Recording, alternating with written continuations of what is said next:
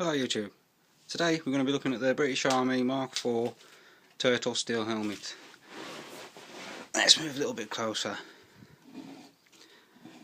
This helmet was introduced in 1945 and was the first British Army helmet to introduce the lift the dot liner system, which we'll take a look at in a moment. Now, as you can see, when we lift it up, it's not hard to understand why it was called the turtle helmet. The shape it's quite clear. Now, the shape of this helmet was actually ballistically superior to the Mark II steel helmet, what most people know as the Brody helmet. So it weren't all a bad helmet. Okay. So we'll take a bit of a look at the inside, at the liner. So as you can see, oilskin liner, not unlike the Mark II, but with little differences. You have the rubber crown pad here. Now I'm lucky with this particular one I've got, because the rubber crown pad on most of these dissolve. They like literally melt and turn into a mess. Not very good. And like I say, it's got the original oilskin headband. Not very comfortable now. And if you take a look at the top, it also explains why when you buy these, you've always got that nasty ring running around the top of the helmet. They're storage marks. What happens is when they're placed on top of each other, these liners will actually stick to the shell. If you take a close look, you can see where it's actually damaged the liners when you take them off as well. Some of these things have been stored for years, absolutely years.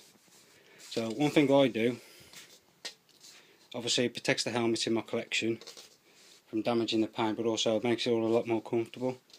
And let's say for instance if you were as a prepper, or you actually intended to use one of these helmets for ballistic protection or just as a safety helmet, then this little idea makes it all a lot more comfortable. All it is simply just a woolly hat. Fold it over like this, or you can take the liner out, pull it over, click it back into place. Just makes it all a lot more comfortable. It's also better if your rubber or foam donuts melted as well. You don't get none of that nastiness or none of this nastiness on your head. You don't want that. So that works well. You can get them for like 99p or at the pound shop. Really cheap. So like I say, that's the British Army Mark IV pattern. If you look at the top, you can see where the stud is fitted onto the top of the shell. As I said earlier, the idea behind this was you could lift the liner out without needing any tools, and it could obviously be used as a bowl or a basin, that kind of thing. It also made replacing the liner a lot easier. You could simply order a new liner, click it into place, job done. Again, we have the elasticated strap, which is unlike the one on the Mark II steel helmet, but most people didn't bother using them, usually put them over the top. Okay, and that's about it basically.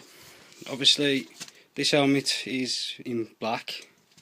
This is the one which was used during the Korean War, and obviously a lot of these were turned over to the civil defence as well, which would also explain why they've been in storage for so long.